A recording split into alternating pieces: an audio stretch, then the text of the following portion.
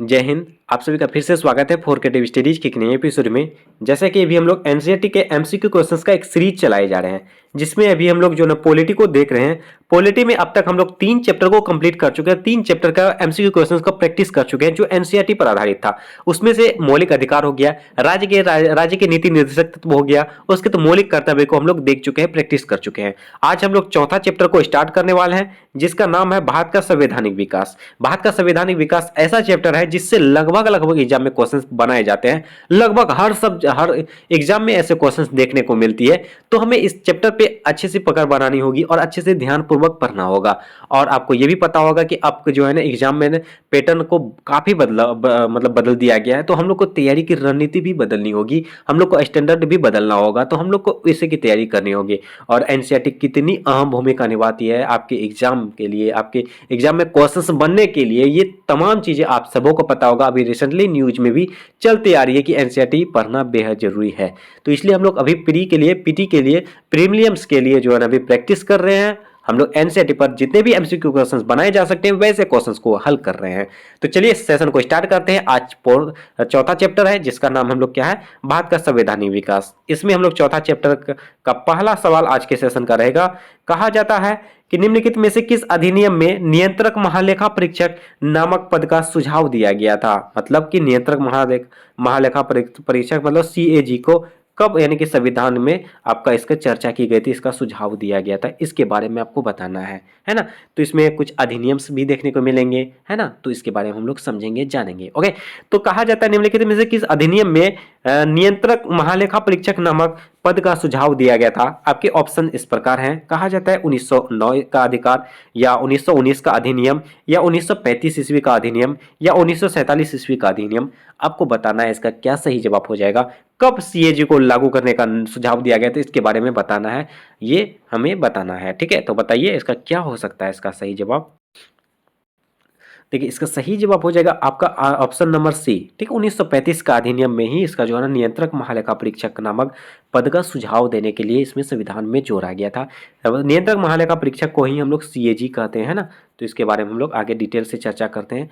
तो 1935 ईस्वी में ही इसके बारे में बताया गया था। देखिए क्या कहा जाता है कि भारतीय संविधान के अनुच्छेद 148 के 1 के अनुसार भारत के नियंत्रक एवं महालेखा परीक्षक यानी कि सीएजी की नियुक्ति राष्ट्रपति द्वारा की जाती है। इससे आपको एक क्वेश्चन ये भी बनते हैं, सीएजी यानी कि बोले तो नियंत्रक एवं महालेखा परीक्षक का नियुक्ति कौन करते हैं, ये राष्ट्रपति के द्वारा करवाई जाती है। ये इसके किस अनुच्छेद में चर्चा की गई है, आर्टिकल नंबर 148 का क्लॉज 1 में दिया गया है इसके बारे में। उसके बाद कहा जाता है इसका कार्यकाल कितना होता है, 6 वर्ष होता है या 65 वर्ष होती है। जो भी पहले हो, यानी कि आपके 6 वर्ष हो जाएंगे। मतलब कि आपका मान के चलो जैसे कि एक तो जैसे अपना प्रधानमंत्री का काल क्या होता है, 5 वर्ष के बाद जो है ना चुनाव हो जाती है। मुख्यमंत्री का भी वही है। तो इसमें सीएजी में होता है कि 6 वर्ष, बोले तो 6 वर्ष या आपका 65 वर्ष क्यों है, मतलब कि ये 65 वर्ष बोले तो आपकी आयु मतलब आपकी एज जो है वो 65 वर्ष से क्रॉस नहीं होना चाहिए। अगर 65 वर्ष क्रॉस हो चुकी है तो आपके पद मतलब कि हट जाएंगे। ये आपका यही है। जैसे आप मान के चलो 63 साल पे आप सीएजी पे पद पर ग्रहण किए गए तो आपका 63, 64, 65 तक ही होगा। ऐसा नहीं है कि 63 से 6 साल मिलेगा, ऐसा नहीं है। ओके, तो ये हमें ध्यान रखना है, ये आपको ये उलझाएंगे, है ना। तो ये पॉइंट को आपको ध्यान रखना होगा। मतलब जो भी पहले हो जाएगा वही आपको दिया जाएगा। कहा जाता है कि सीएजी को राष्ट्रपति पदच्युत नहीं कर सकता है, मतलब कि पदच्युत नहीं कर सकता, इसको हटा नहीं सकता है उसके, बल्कि उसे रिक्त रीति से और उसे उन्हीं आधारों पर हटाया जाएगा जिस रीति से और जिन आधारों पर उच्चतम न्यायालय के न्यायाधीश को हटाया जाता है। जिस तरह से उच्चतम न्यायालय के न्यायाधीश को जिस रीति के अनुसार हटाया जाता है उसी तरह सीएजी को भी हटाया जा सकता है। ये ऐसा इसमें संविधान में कहा गया है ना। उसके बाद कहा जाता है कि अनुच्छेद 148 का क्लॉज 4 में कहा जाता है कि सेवानिवृत्ति के पश्चात सीएजी किसी अन्य सरकारी सेवा के अयोग्य हो जाते हैं। यह नियंत्रक एवं महालेखा परीक्षक संघ एवं राज्यों की लोक निधियों से सभी व्ययों की लेखा परीक्षक करता है। उसके तथा लोक निधि का अभिभावक भी कहा जाता है। भारत सरकार अधिनियम 1919 ईस्वी के तहत अधिनियम के तहत ऑडिटर जनरल का पद सृजित किया गया, जो भारत के राजस्व के व्ययों का लेखा जोखा प्रस्तुत करता है। तो इससे हम लोग को एक और सवाल मिला। कहा जाता है कि आपका जो है ना भारत सरकार के मतलब ऑडिटर जनरल इस पद को कब मतलब सृजित किया गया था। ये आपका भारत सरकार अधिनियम 1919 ईस्वी के तहत इसको सृजित किया गया था। जिस तरह से हम लोग को सीएजी का बताया गया था 1935 ईस्वी का, उसी प्रकार इसका जो है ना ऑडिटर जनरल का ये 1919 ईस्वी में किया गया था। इसको भी हमें ध्यान रखना है। देखिए 1919 हो गया, 1935 हुआ, ये आन बान शान है, इसको आपको ध्यान रखना ही होगा मेरे दोस्त, ये काफी इंपॉर्टेंट है ना। तो लगभग इससे क्वेश्चंस बनाए जाते हैं। उसके बाद कहा जाता है यह अधिनियम लेखा परीक्षक विभाग के इतिहास में एक मील का पत्थर साबित हुआ, क्योंकि महालेखा परीक्षक को वैधानिक रूप से मान्यता प्राप्त हुई थी। यद्यपि भारत सरकार अधिनियम 1935 ईस्वी के तहत इस पद नियंत्रक एवं महालेखा परीक्षक का सुझाव दिया गया है। तो ये हमें क्या करना है, ध्यान रखना है। ओके, तो चलिए next question, question number second में क्या कहा जाता है, ये भी क्वेश्चन काफी इंपॉर्टेंट होने वाली है। तो ये क्वेश्चन आपके सामने क्या कहा जाता है, क्वेश्चन नंबर सेकेंड में कोलकाता में उच्चतम न्यायालय की स्थापना किसके द्वारा की गई थी। यानी कि कोलकाता जो बंगाल में पड़ता है, बंगाल की राजधानी कोलकाता है, आपको पता ही है ना। तो उसमें जो उच्चतम न्यायालय की स्थापना कब की गई थी, इसमें आपके ऑप्शन है 1773 का विनिमयक अधिनियम, या 1784 का पिर्स इंडिया अधिनियम, या 1993 का चार्टर्स अधिनियम, या 1813 का चार्टर अधिनियम। बताइए इसका क्या आंसर हो सकता है। देखिए गलत हो तो कोई दिक्कत नहीं, यहाँ गलती कर लीजिए, गलत करने से ही हम लोग कुछ नई चीजें सीखने को मिलती है। तो आप यहाँ प्रैक्टिस करने आए हो तो आप लाइव चैट में हो, कमेंट कीजिए, गलत ही सही कर कीजिए भाई, क्या ही जाता है, क्या जाएगा, गलत ही कर देंगे तो क्या इमेज घट जाएगा भाई, नहीं घटेगा। मैं भी गलती कर देता हूँ कभी कभी क्लास में, मैं अरे इंसान हूँ, आप भी इंसान हो, गलती इंसानों से ही होती है। बस यही है कि गलती से हम लोग को कुछ सीखने को मिल रहा है, तो यही बस आप कमेंट कीजिए। ओके, गलत ही सही लेकिन कीजिए। तो इसका सही जवाब हो जाएगा ऑप्शन नंबर ए, 1773 का विनिमयक अधिनियम के तहत जो है ना कोलकाता में उच्चतम न्यायालय की स्थापना की गई थी। ये हमें ध्यान रखना है, ऑप्शन नंबर ए इसका सही जवाब हो जाएगा। ओके, तो इसको ध्यान रखना है। उसके बाद नेक्स्ट क्वेश्चन क्या कहा जाता है, भारत के संविधान का निर्माता किसे माना जाता है। भारत के संविधान का निर्माता किसे माना जाता है, महात्मा गांधी को, या बी आर अम्बेडकर को, या जवाहरलाल नेहरू को, या बी एन राव को। बताइए, भारत के संविधान का निर्माता बी आर अम्बेडकर को माना जाता है। ओके, ये हमें ध्यान रखना, काफी इंपॉर्टेंट होगा। बी आर अम्बेडकर को हम लोग भारत का संविधान का निर्माता माना जाता है। उसके नेक्स्ट क्वेश्चन क्या कहा जाता है, क्वेश्चन नंबर आपका 4 में निम्नलिखित में से भारतीय संविधान सभा का अध्यक्ष कौन था, डॉक्टर राजेंद्र प्रसाद, जवाहरलाल नेहरू, या ए एम जिन्ना, या लाल बहादुर शास्त्री। बताइए, इसका तो आंसर आपको पता ही होनी चाहिए। ये से क्वेश्चंस आपको फैक्चुअल में पूछे जाएंगे, फैक्ट में पूछे जाते हैं, ये कथन टाइप में भी पूछे जा सकते हैं, जैसे आपका कहा जा सकता है। पहले इसका आंसर मैं बता दूं, इसका सही जवाब होगा option number A, doctor Rajendra Prasad, इसके जो भारतीय संविधान का सभा का अध्यक्ष थे। इसमें आपको ऐसे क्वेश्चन भी बनाए जा सकते हैं कि भारतीय संविधान का सभा का अध्यक्ष जवाहरलाल नेहरू थे। ध्यानपूर्वक सुनो, कहा जाता भारतीय संविधान सभा का अध्यक्ष जो है जवाहरलाल नेहरू थे। उसका फिर अगला कुछ और दे सकता है, तो इसमें आपका सही चुनना है। तो जब यहाँ पे हम लोग को पता है कि भारतीय संविधान का अध्यक्ष जो डॉक्टर राजेंद्र प्रसाद है, तो हमें गलती यही तो है मेरे दोस्त। ऐसे ही क्वेश्चन बनाए जाते हैं, आपको इसी से घुमा फिरा के पूछे जाएंगे। ओके, तो ये हमें ध्यान रखना है। ओके, नेक्स्ट क्वेश्चन हम लोग को देखना है, क्वेश्चन नंबर कहा जाता है 5। कहा जाता है बी आर अम्बेडकर ने संविधान का हृदय और आत्मा किसे कहा था। यानी कि बी आर अम्बेडकर जो है भारत संविधान का निर्माता माने जाते हैं। उनके अनुसार भारत के संविधान का हृदय और आत्मा किसे माना जाता है। आपके ऑप्शन है इसके बारे में, समानता का अधिकार को, या शोषण के विरुद्ध अधिकार को, या संवैधानिक उपचारों का अधिकार को, या धर्म की स्वतंत्रता का अधिकार। ये सब समानता, शोषण, संवैधानिक, धर्म, ये सब के बाद हम लोग को देखने के बाद जो है ना हमें किसकी याद आती है, शोभा और रामू की याद आती है। क्यों? क्योंकि मैंने रामू और शोभा की यात्रा आपको करवाया था, उसकी जीवनी को बताया था, क्या है इसकी जीवनी। तो इसके बारे में हम लोग शायद पॉलिटिकल फर्स्ट सेशन में, फर्स्ट लेक्चर में ही इसके बारे में डिटेल से चर्चा किए थे। ओके, इसके बारे में हम लोग चर्चा भी कर चुके हैं। तो बताइए इसका सही जवाब क्या हो जाएगा। इसका सही जवाब हो जाएगा ऑप्शन नंबर सी, संवैधानिक उपचारों का अधिकार को जन डॉक्टर भीमराव अम्बेडकर ने संविधान का हृदय और आत्मा कहा है। तो हमें ये ध्यान रखना है, संवैधानिक उपचारों का अधिकार ये आर्टिकल नंबर 32 में आएगा। ओके, तो ये हमें क्या करना है, ध्यान रखना है। चलो नेक्स्ट क्वेश्चन, क्वेश्चन नंबर हम लोग अब देखेंगे 6 नंबर क्वेश्चन को क्या कहा जाता है, संविधान का प्रारूप पूरा हुआ था। इसका कमेंट बॉक्स में आपका आंसर करोगे, क्या हो जाएगा 6 का आंसर। ऑप्शन नंबर ए, मतलब 26 जनवरी 1950 को, 26 दिसंबर 1949 को, या 26 नवंबर 1949 को, या 30 नवंबर 1949 को। आपका कमेंट बॉक्स में बताना है इसका क्या हो जाएगा 6 का। आप सभी कमेंट बॉक्स में बताओ, है ना। चलो नेक्स्ट क्वेश्चन हम लोग देखते हैं। देखिए ये भी हमें ध्यान रखना है, ये हमें आप चाहो तो स्क्रीनशॉट ले लो इसको, ठीक है, स्क्रीनशॉट ले लीजिए इसका। चलो उसके बाद नेक्स्ट क्वेश्चन क्या कहा जाता है, भारतीय संविधान का प्रारूपण समिति के अध्यक्ष कौन थे? प्रारूपण समिति के अध्यक्ष, ये हमें ध्यान रखना है कि कौन थे, डॉक्टर बी आर अम्बेडकर या पंडित जवाहरलाल नेहरू या डॉक्टर राजेंद्र प्रसाद या जेपी कृपलानी। बताइए इसका आंसर क्या हो जाएगा? इसका आंसर क्या होगा? प्रारूपण समिति का अध्यक्ष जो डॉक्टर भीमराव अंबेडकर थे। ठीक है, प्रारूपण समिति का अध्यक्ष कौन थे? डॉक्टर भीमराव अंबेडकर। ये फैक्ट है, इसके आपको ध्यान रखना, ये भी बनाए जा सकते हैं क्वेश्चंस।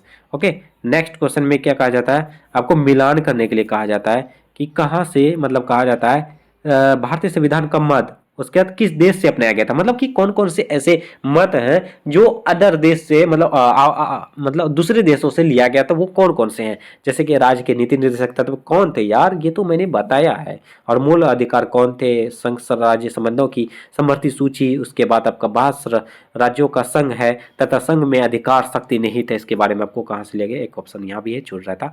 तो बताइए इसका आंसर क्या हो सकता है? आपको मैं थोड़ी सी समय दूंगा, है ना, आप ऐसे तत्व का मिलान करो। ऑप्शन आपको बाद में मिलेगा, चलेगा चलेगा, लेकिन इसको हम लोग मिलाते हैं।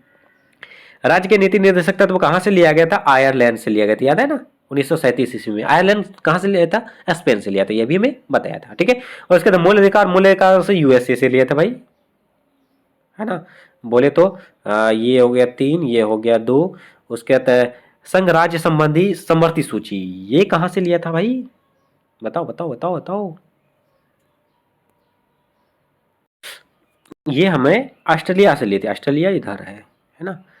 उसके बाद भारत राज्यों का संघ है तथा संघ में शक्ति का अधिक शक्ति नहीं था, ये तो हम लोग कनाडा से लिए थे। मतलब कि ये आपका 1 2 यानी कि 3 2, सॉरी 3 यहाँ 5 ना है, यहाँ पे 5 है ना, 2 की जगह 5 होगा। फिर से कर रहा हूँ मैं, है ना। राज्य की नीति निर्देशक तत्व ये आयरलैंड से लिया गया था, और मूल अधिकार जो हम लोग का यूएसए से लिया गया था। संघ राज्य संबंधी की समवर्ती सूची ये ऑस्ट्रेलिया से लिया गया था। उसके बाद भारत राज्यों का संघ है तथा संघ में अधिक शक्ति के नहीं थे, ये हमें कनाडा से लिया गया था। ये कहा जाता है कि मतलब कि 3 हो गया, 2 का यहाँ आ गया 5, है ना। उसके बाद 3 का 1 और उसके 2, 3 5 1 2, याद रखो 3 5 1 2, है ना। 3 5 1 2, 3 5 1 2, 3 5 1 2, 3 नहीं है, 3 नहीं है, 3 यहाँ है, 3 5 2 1, ये नहीं है, 3 5 1 2 यहाँ तो है। डी, ऑप्शन नंबर डी, है ना। हम लोग देखे क्या कहा जाता था? राज्य के नीति निर्देशक तत्व ये आयरलैंड से लिया गया था। मूल अधिकार जो यूएसए से लिया गया था। संघ राज्य संबंधों की समवर्ती सूची ये ऑस्ट्रेलिया से लिया गया था। और भारत राज्यों का संघ है तथा संघ में अधिक शक्ति निहित है, ये कनाडा से लिया गया था। ये भी हमें ध्यान रखना, ठीक है। चलो नेक्स्ट क्वेश्चन, ये देखिए सीडीएस 2017 में पूछा गया था ये क्वेश्चन। कहते थे भारत के संविधान के निर्माता का मत निम्नलिखित में से किस में प्रतिबंधित होता है? निर्माताओं का मत जो है ना, निम्नलिखित में से किस में प्रतिबंधित होता है? उद्देशिका में, मूल अधिकार में, या राज्य के नीति निर्देशक तत्व में, या मूल कर्तव्य में? ये तो आप इजी तरीके से निकाल सकते हो, इसका क्या हो जाएगा। निर्माताओं का मत कहाँ पे डालेगा? कोई एक पे तो डालेगा नहीं भाई, इसमें क्या डालेगा, है ना, इसमें डालेगा, उद्देशिका में डालेगा। ऑप्शन नंबर ए इसका सही जवाब हो जाएगा, है ना। कॉमन सेंस वाली ये सवाल थी। और नेक्स्ट क्वेश्चन नंबर 10 में क्या कहा जाता है? भारत सरकार अधिनियम 1919 ने निम्नलिखित में से किसको स्पष्ट रूप से परिभाषित किया था? 1919 में किसको स्पष्ट रूप से परिभाषित किया था? मैं फिर से बोल रहा हूँ, 1919 और 1935 ईस्वी का काफी इंपॉर्टेंट है, इसको आपको बेहतरीन तरीके से ध्यान में रखना होगा, है ना। तो इसमें क्या, न्यायपालिका एवं विधायिका ना, न्यायपालिका ना, इसमें तो नहीं था। केंद्र एवं प्रांतीय सरकारों की अधिकारिकता, ये नहीं, ये तो था, मैं नहीं बताऊंगा, है ना, आपको बताना पड़े। उसके बाद भारत के सेक्रेटरी ऑफ स्टेट एवं वाइसराय की शक्तियां, ओके, ऊपरी में से कोई भी नहीं। बताओ इसका क्या आंसर हो जाएगा? 1919 में क्या लागू किया गया था, क्या परिभाषित किया गया था? देखिए इसके में जो है ना, 1919 में ये केंद्र एवं प्रांतीय सरकारों की अधिकारिकता को किया गया था, ठीक है। तो ऑप्शन नंबर बी इसका सही जवाब हो जाएगा। ठीक है, इसमें चर्चा किया गया। भारत में प्रांतों में द्वैध शासन का प्रारंभ मोंटेग्यू चेम्सफोर्ड सुधारों से प्रारंभ किया, जिन्हें भारत सरकार अधिनियम 1919 ईस्वी भी कहा गया था। ध्यानपूर्वक सुनो, ये 1919 में भी क्या कहता? प्रांतों में द्वैध शासन है मेरे दोस्त। आगे आपको केंद्र प्रांत भी मिलेगा देखने को, वो आपको कंफ्यूज करेगा, तो ये ध्यान रखना हमें कि प्रांतों में द्वैत शासन जो 1919 ईस्वी में कौन लागू किया था, मोंटेग्यू चेम्सफोर्ड सुधार के नियम से लागू किया था, और प्रांतों के लिए जो हम लोग भारत सरकार अधिनियम 1919 ईस्वी में था। ठीक है, ये हमें ध्यान रखना है। कहा जाता है इस अधिनियम में सर्वप्रथम उत्तरदायी शासन जैसे शब्द का स्पष्ट किया गया। कैसे शब्दों का? उत्तरदायी शासन का स्पष्ट किया गया। ये भी हमें ध्यान रखना है, उत्तरदायी शासन का शब्द जो है ना ये किसमें प्रयोग किया गया था? आपके ऑप्शन दे देंगे 1919, 1935, 1900 उसका 53 हो गया है ना, तो 1853 हो जाएगा, इस 1857 हो गया। इस तरह से आपको पूछे जा सकते हैं। तो इसका क्या हो जाएगा? 1919 ईस्वी में ही किसका उपयोग किया गया था? उत्तरदायी शासन का प्रयोग किया गया था, है ना। ये भी ध्यान रखना है। उसका कहा जाता है इस अधिनियम के तहत प्रांतों में विषयों को आरक्षित एवं हस्तांतरित दो भागों में बांटा गया। ये भी ध्यान रखना है कि आरक्षित और हस्तांतरित दो भागों में जो बांटा गया था किस अधिनियम के तहत? तो ये 1919 ईस्वी के अधिनियम के तहत बांटाया गया था।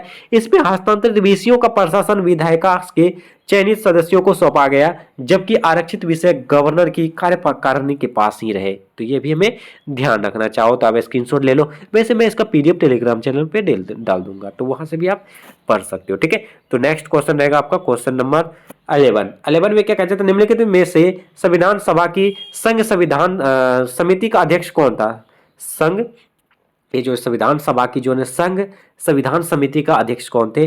बी आर अम्बेडकर हो गया, जेपी कृपलानी हो गया, या जवाहरलाल नेहरू, या अलादी कृष्ण स्वामी अय्यर हो जाएंगे। आपको बताना है इसका, तो आपका ऑप्शंस के अनुसार भी आप निकाल सकते हो भाई, है ना। इसका क्या हो जाएगा? इसका सही जवाब हो जाएगा option number A, B R Ambedkar थे। इसका संघ संविधान समिति के अध्यक्ष कौन थे? बी आर अम्बेडकर थे। तो इसको ध्यान रखना है ना। नेक्स्ट क्वेश्चन नंबर आपका रहेगा 12। क्या कहा जा रहा है क्वेश्चन नंबर 12 में? भारतीय सभा के किस सदस्य ने यह समाधान प्रस्तावित किया था कि भारत का राष्ट्रीय ध्वज समान अनुपात में केसरी, सफेद और गहरे हरे रंग का क्षैतिज तिरंगा हो जिसमें बीच में गहरे नीले रंग का चक्र हो, है ना। तो मैंने थोड़ी सी ब्रेक लिया था, मुझे ये समझ नहीं आ रहा यही क्वेश्चन में मैं था या नहीं। तो मुझे लगता है यही क्वेश्चन में हम लोग थे ना। थोड़ा सा मैंने ये जब आया था ना, मैंने वीडियो को रोका था। ठीक है, तो मुझे लगता है यही क्वेश्चन में थे। खैर छोड़िए, चलिए फिर से देखते हैं हम इसको। क्या कहा जाता है? संविधान सभा के किस सदस्य द्वारा जो है ना प्रस्तावित किया गया था? ये जो हम लोग तिरंगा है ना, अपना देश का जो तिरंगा है, तिरंगा जो है इसके तिरंगा के रंग जो है बारे में बताया गया। उसके बाद बीच में जो है एक चक्र है, चक्र में कितनी तिलियां हैं वो आप कमेंट बॉक्स में बताएंगे। उसके बारे में आपको बताया गया था। तिरंगा की आपको आकृति के बारे में इसमें चर्चा की गई थी, तो वो किसने किया था इसके बारे में आपको बताना है। आपका ऑप्शन है जवाहरलाल नेहरू, बी आर अम्बेडकर, या राजेंद्र प्रसाद, या सरदार वल्लभ भाई पटेल। क्वेश्चन आई होप कि समझ चुके होंगे। जो तिरंगा क्षैतिज तिरंगा है उसमें 3 रंग है, केसरी, सफेद और गहरे रंग जो है हरे रंग है, उसमें आपको बताया गया। उसके बाद उसके गहरे नीले रंग का जो है ना एक जो क्या चक्र है, चक्र में कितनी तीलियां वो भी कमेंट बॉक्स में बताएंगे, है ना। तो उसके बाद ये किसने बताया था? इसका आंसर हो जाएगा जवाहरलाल नेहरू। ओके, जवाहरलाल नेहरू। उसके बाद नेक्स्ट क्वेश्चन हम लोग देखते हैं क्वेश्चन नंबर 13। क्वेश्चन नंबर 13 में क्या कहा जाता है? भारतीय संविधान के निम्नलिखित उपबंध या उपबंधों में से कौन सा से 26 नवंबर 1949 को प्रभावी हुआ?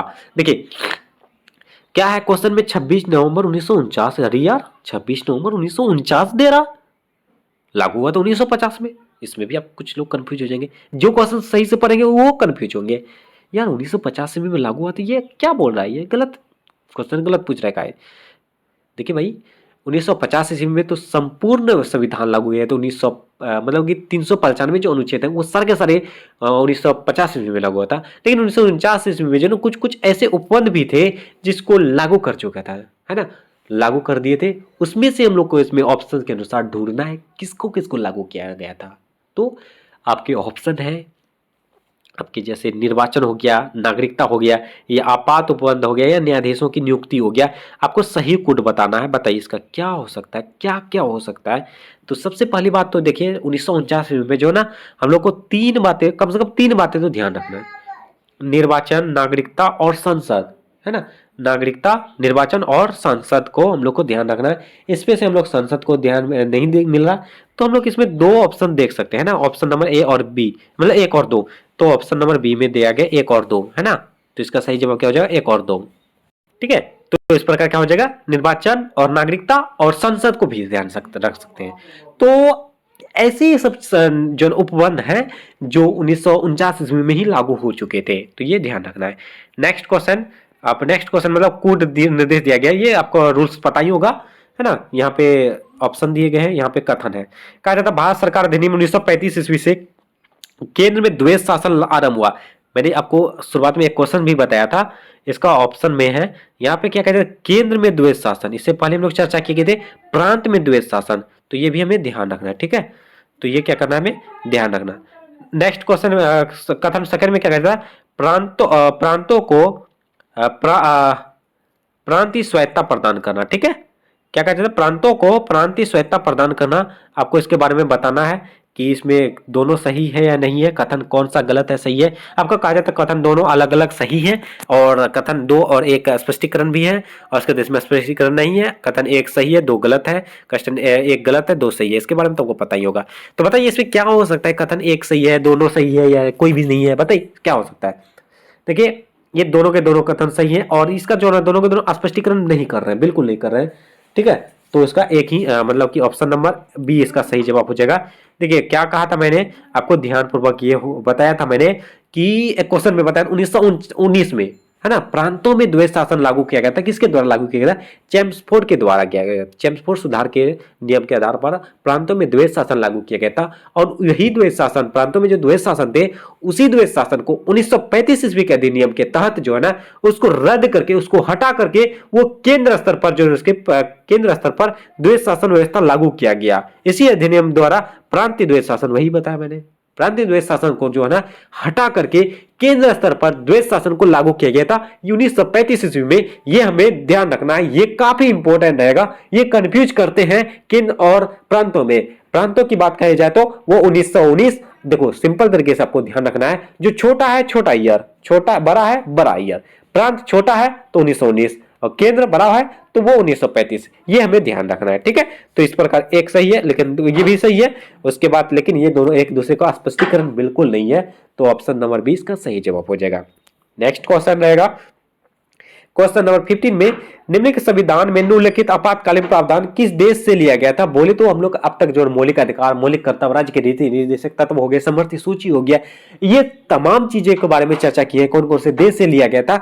अब हम लोग को पूछा जा रहा है आपातकाल का जो है ना, राष्ट्रपति के द्वारा जो आपातकालीन घोषणा की जाती है, वो हम लोग किस देश से लिए थे, उसके बारे में पूछा गया है। आपके ऑप्शन इस प्रकार है, यूएसए, यूके, जर्मनी, कनाडा।